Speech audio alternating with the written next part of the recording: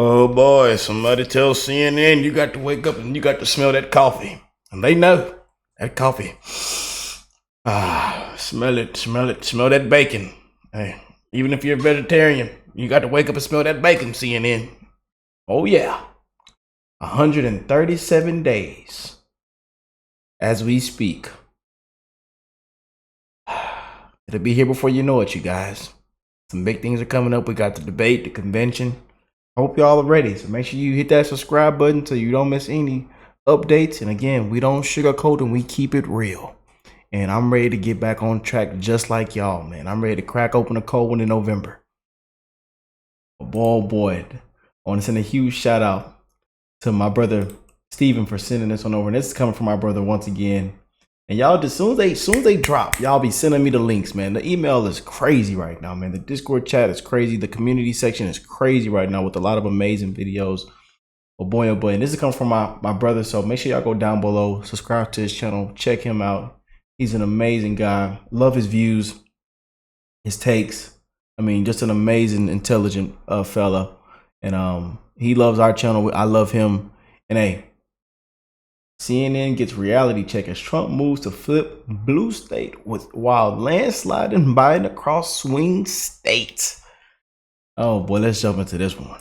Oh boy. To me, it's not that Donald Trump is winning so big in Iowa. That's not the story. It's that he's making it close in Minnesota. Minnesota is a reliable Democratic state. It votes Democrat in every presidential campaign, and poll after poll, I see Trump within 2 or 3 points in Minnesota. I don't think the media understands exactly what's going on right now. Yes, Trump dropped a few points after being found guilty on 34 felony accounts. But remember this, that would have destroyed any candidate as recently as 10 years ago. And the fact that Donald Trump is still even with, or in some cases leading Joe Biden after being found guilty of 34 felonies? Oh my God, that is so significant. And one more point, I'm watching the independent vote. I don't believe that they're swinging back and forth between Trump and Biden. I think that they've decided that they hate both candidates, they hate both parties, and they're voting out of anger, out of desperation, out of resentment that this is where our political system has gotten. So be very careful in how you analyze what goes on from now through the debates, through the election, because I think there could be a hidden anger vote that surprises everyone on election day. Boy, oh boy, oh boy, oh boy, oh boy. CNN just got a brutal reality check about how the media has no clue what is going on when it comes to the surge in support for Trump. What is happening in these polls that at the swing state level, the ones that actually really matter, they're showing Trump absolutely dominating. Okay, he is dominating across the board. And not only that, he's on the verge of flipping some other states that haven't been swing states or that we think lean blue for the most part. He's on the verge of flipping those states red. The state that we've talked about before, Virginia, is a state that in some polls Trump is tied in, and there is a good opportunity for Trump to make inroads in Virginia. But we have another state that in the last election cycle, really for the last 50 years, really has voted blue, but they're on the verge of flipping red for Trump as well too, and that is Minnesota, right? Minnesota. What did we say in our previous video that we did? Was it last week? We told y'all, man. That I'm telling you, a lot of jaws are gonna get dropped. People are gonna be like, yeah, and we wonder why. Everybody's waking up, man. They can do it to the president. They can do it to you. Election interference has been, I'm telling you, man, it's all worked in our favor, y'all. And also the way, if you just walk outside, if you see what's going on, you see the problems, the issues, the policies in place. People are sick and tired. Simple as that. People are ready for a change. And they know Trump is going to come and get this thing remodeled. The first responders gonna come show up because this thing is, the black soot is everywhere. People can't breathe. Yeah. Them first responders and that remodeling team is coming. He's bringing it. Yeah. Is on the verge of flipping red after this bombshell poll comes out showing Trump is sweeping all swing states. So I want to go ahead and talk People about sick and because, tired, man. Sick and tired. At this point, right, if you're really paying attention to the polls that matter, the swing state polls, it really is not looking good for Joe Biden, right? It looks like Trump is about to run away with this election if things continue to go in the direction that they're going in. Former president and presumptive Republican presidential nominee Donald Trump got some good news on Thursday, one day after a Fox News poll suggested that he was down 2 points to President Joe Biden nationally. According to an Emerson College / The Hill survey released on Thursday, Trump boasts lead over Biden in every major swing state, including Wisconsin, Pennsylvania, Michigan, Arizona, Georgia, and Nevada. What's more is that the same poll found that Trump has managed to tie Biden in Minnesota, which no Republican has won since Richard Nixon in 1972. Yeah, so what you have here is this one Fox News poll that showed that Biden was winning by 2 points in the popular vote. However, polls like that, again, they're going to happen, right? There are going to be some polls that are going to come out and show that, hey, Biden's winning, especially when it comes to the popular vote. However, for Trump, what really actually matters is the swing state polls that have been trending in his direction for a while, and they continue to do so. Notice how you're not getting any polls that are coming out showing that, hey, Biden is winning in all the swing states, right? You never get any of those polls, okay? The best case scenario for Biden is that he might win Pennsylvania or Michigan, but he's losing all the other swing states, which is not enough for him to win. So this is why I don't really worry about polls that come out showing that Biden is winning in the popular vote, because the popular vote doesn't really matter unless Trump is down more than 3 points. Okay. Once Trump gets down more than 3 points in the popular vote, then yes, that is something to be concerned about. But as long as Trump is within Biden by at least 2, he's fine. Right? Like he's basically winning at that point, because again, Republicans don't need to win the popular vote, considering how the map is set up. And again, what you can see here is that Trump is dominating in the polls that actually do matter, which are the swing state poll, which is why his chance of winning the election is steadily increasing. I mean, now it's at 60%, almost a 60% chance of Trump winning the election. Also, you have a great chance of Republicans taking back the Senate and keeping the House. Right now, we got a 59% chance that Donald Trump is going to win. So it's pretty good. That's Which is up. Which is up. It's up since the verdict, actually, about 4 percentage points. So since the verdict, we're still looking for the crime. We appreciate you. We appreciate all y'all. Y'all did a good job. You could have bought it years ago. You bought it actually at the perfect time. We appreciate you. What did Judge Judy say? You gotta, you put yourself in a pretzel trying to figure out what the crime was. A pretzel. Man. Judge Judy came out in that interview, CNN, and they, boy, them DMs, the left is panicking, boy. Yeah. Election interference, man. We appreciate you. It worked in our favor. Told y'all what would happen after the guilty verdict. Now we just got to worry about who's collecting and counting. Unbelievable. That's not funny. Collecting and counting. Oh, boy.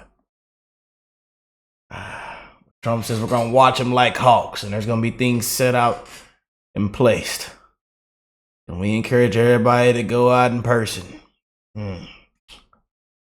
all that polling and all that news media, he's gone up slightly.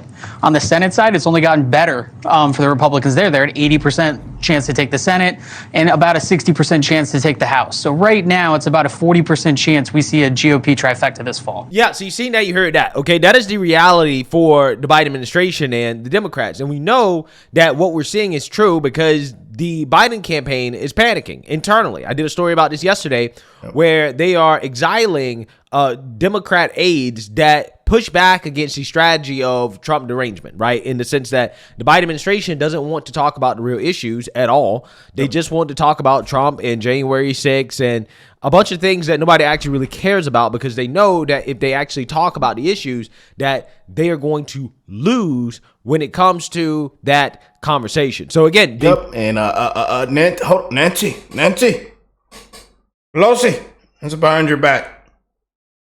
Hands behind your back. We seen it. We caught you. Come on, hands behind your back. No, we don't want to hear it. No. Hands behind your back, Nancy. They really don't want to talk about that. In fact, they really don't want Biden to talk at all because every time he talks, he shows his age, okay? And that is the main issue that Democrats are reportedly worried about going into this debate with CNN, in which Trump will be there. There will be no audience. Mics will be cut. It will be an hour, 30 minutes of just Trump versus Biden. It will probably be the most watched debate in history because we're going to see if Biden can hold up for 90 minutes straight without having a Mitch McConnell moment. And I've said this for months now, right? Months. Okay, over half a year. I said, listen, one thing the Democrats want to avoid is Joe Biden having a Mitch McConnell moment on the national stage in a way that can't be explained away. The media can't say, oh, it's a cheap fake, that the video was edited. And again, the CNN debate is the perfect place for something like that to happen to destroy Joe Biden, okay? And even people like Van Jones, who is a Democrat Party propagandist, he is saying the exact same thing that I've been saying for months, okay? It's so funny how the media starts to say things I've been saying literally for the longest time now because apparently they're not paying as much attention as I am. So I actually want to react to this clip of Van Jones speaking on the debate and the fact that Biden really slips up, or if he had. Well, I showed y'all this clip in the video I did yesterday. So, yeah. Again, a senior moment, a Mitch McConnell moment, then is over for Biden and the Democrats. Well, I mean, I just want to say that I do think it's to Biden's advantage because they keep acting like he's going to walk out there and fall asleep or fall over. And so just the fact that he's not going to do that, he is sharp on policy. The big challenge that any sitting president has, and remember, Obama had that problem in 2012. When you're president, you have a pretty big job every day. You have a lot to do. You have a lot to manage. And most of the people you're talking to are people who are reporting to you. It's unusual when you're president for somebody to come and just punch you in the head. And so remember the first Romney-Obama debate in Colorado. Right. Obama, he didn't have the moves. He didn't have that Muhammad Ali shuffle. He wasn't really Obama. He was this guy had been in the Oval Office for 4 years, and Romney cleaned his clock. Now, Obama came back the next time and set the record straight. But Biden's got two things working against him. One is the momentum is not there with him, but also he's got a full-time job. All Trump's got to do is sit up in court, not fall asleep, and then go out there and say mean stuff about Biden. When you have a full-time job as demanding as a presidency and then have to turn on a dime and spend an hour and a half arguing with somebody who has no responsibilities, that is a tough mental turn for anybody, even a young guy like Obama. So we're going to see. But if Biden pulls that off, I think it will be impressive for that narrow slice of people who haven't already made up their mind. Yeah, well, here's the problem, Van Jones, is that you are comparing Biden to Obama. Biden is not nearly as mentally sharp as Obama was. And again, I'm not trying to necessarily praise Obama. I'm just saying, like, factually speaking, Biden's just, he's just not there, right? Be real. So, again, I think that Van Jones has a point here in the sense that Biden being sitting president, yeah, he definitely has other things on his plate, like, for example, running the country. However, Biden's not running the country, okay? It's elderly abuse. Yeah. Just cut to the chase. Yeah. We've become a laughing stock. Everybody knows. Then they want to call us crazy and say what we're seeing is not real, cheap, deep fakes, whatever. Unbelievable. We know the real deal, y'all. We know what's going on. Like, Biden is being told what to do. Biden has took more vacations than any president in recent history. So to act like Biden has so much to do while Trump doesn't have anything to do, I think is ridiculous. I think Trump actually is probably much busier than Joe Biden is, okay? Because Joe Biden's not running anything. So Biden has plenty of time to prep, okay? I feel like low-key this is like a built-in excuse. But it's not like Biden is going to be able to come into this debate and have a real substantive conversation with Trump about the issues, because he's going to lose on the issues.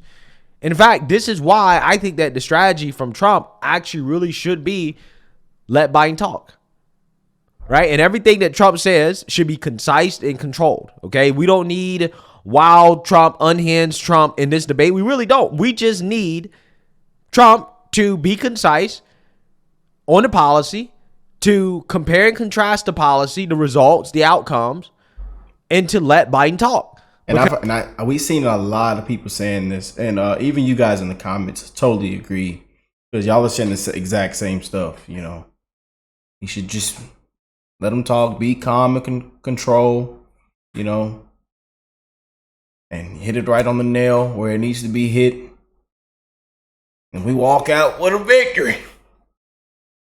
You know. So not our first time hearing it. Actually, a lot of people are saying this. Even in that last video we did on Fox News, they were saying the exact same thing. Now, what's the name was talking about?